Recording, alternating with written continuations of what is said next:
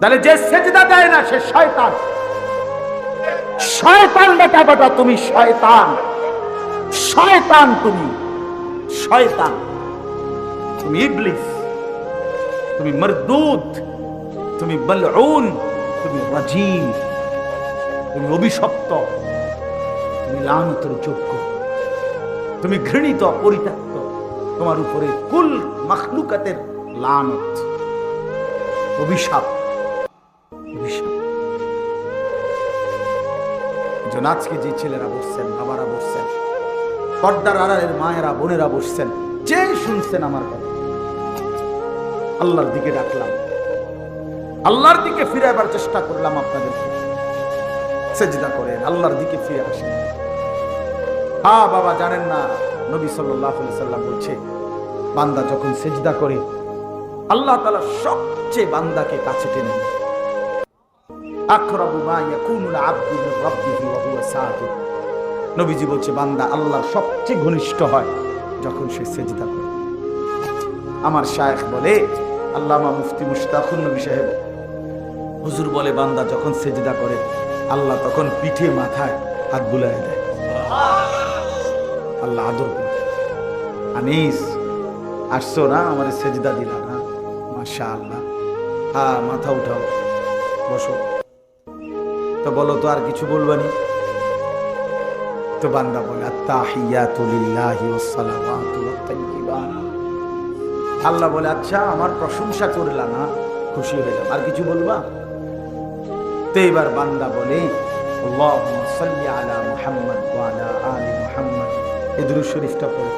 আল্লাহ বলে, আমার বন্ধুর উপরে দুরূদ পড়লাম, আচ্ছা খুশি হইলাম, আর কিছু বলবা? এইবার বান্দা বলে, আল্লাহ আমি সেজদা দিয়ে আপনার কাছে আসছি একটা বিশেষ উদ্দেশ্যে, নামাজের মাধ্যমে আপনার ঘনিষ্ঠ হলাম, একটা বিশেষ টার্গেট আছে আমার। আল্লাহ বলে, বলো কি সেটা? তো বান্দা বলে, আল্লাহুম্মা ইন্নী যালামতু নাফসি যুলমান কাসীরা। এই মাওলা, আমি বড় নাফরমান মাওলা, আমার গুনাহ অনেক বেশি, আর আমি জানি আপনি ছাড়া কেউ মাফ করার নাই। ওয়ালা ইয়াগফিরুয যুনুবা ইল্লা আনতা, আপনি ছাড়া মাফ করার কেউ নাই। এজন্য আল্লাহ নামাজের মাধ্যমে সেজদা দিয়ে আপনার এতটা কাছে আসলাম মাওলা, এখন আপনার কাছে ফরিয়াদ করছি, ফাগফিরলি মাগফিরাতাম মিন ইনদিক, আপনি দয়া করে আমি নাফরমানকে একটু মাগফিরাত দিয়ে দেন, দেন আমার একটু মাফ করে দেন। ওয়ারহামনি, আমারে একটু দয়া করেন, ইন্নাকা আনতাল গফুরুর রহিম, আপনি হচ্ছেন মাফ করে নেওয়ালা, আপনি হচ্ছেন দয়া করে নেওয়ালা। আল্লাহ তখন বলবে, বান্দা এতটা কাছে এনে মাথায় পিঠে হাত বুলিয়ে তুমি বান্দা আমার কাছে মাগফিরাত চাইলা, দুনিয়ার কোনো দানশীল ব্যক্তিও তো তার দরজায় দাঁড়িয়ে কেউ যদি চায় তাকে ফিরায় না, আর আমার মতো এত বড় আরহামুর রাহিমিন এত কাছে আইনা বান্দা ফেরত দেব কেমনে?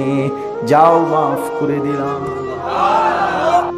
মনে করছে জীবন মানে হলো এ খাইয়া বইরা জি ফুটবো জি লইয়া বাজার সদাই করে যে খাইতে পারতেছি, ঘুমাইতে পারতেছি, আর পেশাব পায়খানা করি, খালাস, এরই নাম জীবন। এতটুকুর নামই জিন্দিগি। এইটা যাদের কলিজায়, যে মানুষগুলো শুধু দুনিয়াটাকেই বুঝছে, তো তাদের জিন্দিগি এমন। এই জন্য বাপ রাগ হয়ে গেল, আমি আগে সব সময়ের জন্য বললাম, শুধু আমার ওয়াজটার জন্য, যেই কোনো আলেম দিন আপনার গ্রামের হোক, এলাকার হোক, অপরিচিত হোক, সব হুজুরে সারা পৃথিবী চিনতে হবে, এটা জরুরি না, এটা জরুরি না। হেদায়েতের জন্য জনপ্রিয় হইতে হবে, এটা জরুরি না। আল্লাহর কথা গ্রহণ করতে হবে। বক্তা তো জনপ্রিয়, কিন্তু আপনি তো আগের মতো লাভ হুজুর হয়েছে, হুজুর একেবারে বহুত দূরের আইসে, চাঁদের দেশের থেকে হুজুর আসছে, একবারে মঙ্গল গ্রহ থেকে আপনারে প্রথমে বিমানে নামাইছে, এরপরে ট্রাকে করে আনছে। বিশাল একেবারে বিশাল, 50 হাত লম্বা, কিন্তু আপনি তো বেরিয়ে গেলেন। আপনার তো সিদ্ধান্ত আপনি বদলাবেন না, আপনি নামাজ পড়বেন না, হালাল খাবেন না, তো তাহলে লাভ কি হুজুর? আইনা লাভ বলেন? এজন্য নিজের ভিতরে মানসিকতা থাকতে হয়, নিজের ভিতরে অনুভূতি জাগতে হয় যে হায় আমি আসলাম কোত্থেকে, আমারে কে পাঠাইল, আমি কেন আসলাম, আমারে যিনি পাঠাইলেন তিনি কি জন্য পাঠাইলেন, আমি করছি কেন, আমি যাব কোথায় ফিরে, এবং সেই জায়গার জন্য আমার কোনো প্রস্তুতি আছে কিনা। এদ্দুর দেমাগ, আকল, বুদ্ধি বিশ্বাস করেন যার নাই, সে মুসলমান কিসে? 365 দিন, 1 বছর, 1 বছরে কোনোদিন ফজরের নামাজ পড়ে না, সে জানেও না কোন দিন ফজরের ওয়াক্ত কখন, নামাজ কখন, জামাত কখন। এটা কি ধরনের মুসলমান বলেন? এটা কি মুসলমান? এটা হাইওয়ান আর চতুষ্প জন্তু ছাড়া আর কি বলে? এই জন্য আজকে অসংখ্য মানুষ, আমরা নওজোয়ান ছেলে পেলে টোটালি আখেরাত ভুলে গেছে, চেনেই না আল্লাহ, আখেরাত, পরকাল, নবী, রসুল, দ্বীন, ঈমান কিচ্ছুর সাথে সম্পর্ক, নিজের বংশ, নিজের মা বাবা, নিজের পূর্বপুরুষের ঐতিহ্য, নিজের ধর্ম, আল্লাহ, রসুল, কোরআন, দ্বীন, কিচ্ছুর সাথে কোনো সম্পর্ক। সম্পূর্ণ নফস, মনের চাহিদা, মোবাইল, বন্ধুদের আড্ডা, বেঈমান কাফের মুশরিকদের মতো অনুসরণ, এটার উপরে নিজেকে তুলে দিছে। এমনি কি আর জিন্দেগি হয় ভাই? এটা কি কোনো জীবন হইল? অধিকাংশ ছেলে দেখবেন, তারা জিজ্ঞাসা করেন, বাবা যে তোমার এই চুলের সাথে তো তোমার বাবা, দাদা, পূর্বপুরুষ কারো মিল নেই, তোমার এই চলাফেরার স্টাইলের সাথে তো তোমার পূর্বপুরুষেরও মিল নেই, তো তুমি কোত্থেকে আসলা হঠাৎ? তোমার বাপ তো এমন ছিল না, তোমার দাদা তো এমন ছিল না, তোমাদের ফ্যামিলি তো এমন না, তুমি এই ছাগলের মতো, জঙ্গলির মতো, এই আফ্রিকান জঙ্গলের মতো তুমি এই চুল কি রাখলা? এ তো কাফেরের চুল।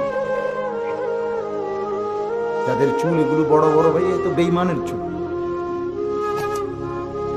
সরাসরি বেঈমানের চুল, কাফেরের চুল, মুশরিকের চুল। তাইলে একজন ছেলে আল্লাহকেও ভুলে গেল, ইসলামকেও ভুলে গেল, বাপকেও ভুলে গেল, বংশকেও ভুলে গেল, এটা কি ধরনের মানুষ বলেন আপনারা? ছেলেরা তোমরা বলো ভাই। এইভাবে বুঝি মানুষ পেছনটা ভুলে যায়, নিজের অস্তিত্ব যে ভুলে যায়, শেকড় যে ভুলে যায়, যে জানি না সে কে, কোত্থেকে আসছে, কেন আসছে। এটা কি ধরনের মানুষ বলে? এই জন্য ভাই এটা মনে রাখতে হবে। কোরআনুল কারীমে স্পষ্ট আছে, আল্লাহ বলছে যে তার মনের ইচ্ছা মতো চলে, আল্লাহ বলছে সে মানুষ নয়, সে চতুষ্পদ জন্তু। কসম আল্লাহ, ইনহুম ইল্লা কাল আনআম, সে আর কিছু নয়, শুধুই জানোয়ার, শুধুই চতুষ্পদ জন্তু, হাইওয়ান। এটা নিজের ইচ্ছা মতো চলে। কিসের আল্লাহর বিধান, কিসের রাসূলের বিধান? বাড়তে বেটাই শুনছে হুজুরের এসব কথা বাড়ে।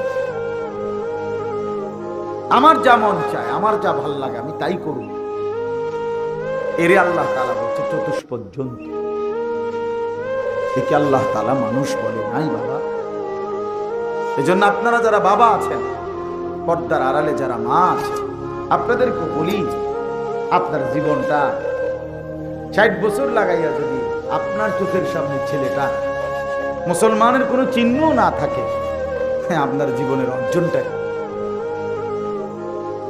এই সংসার কার জন্য করলেন? এই ক্ষেত, এই কামাই, এই রোজগার, এই গাম পড়লো মাথা কার জন্য? এই হাইওয়ানের জন্য। আমার 40 বছর আমি শেষ হইল, বুঝি এই নাফরমান আমার ঘরে একদিন, কোনদিন 16 বছরের ছেলে, 14 বছরের ছেলে মেয়ে কোনো দিন ফজরের নামাজ পড়ে না, একদিনও না। এত বড় জানোয়ার আমার ঘরে বড় হয় পালে, আমি কারে খাওয়াইলাম?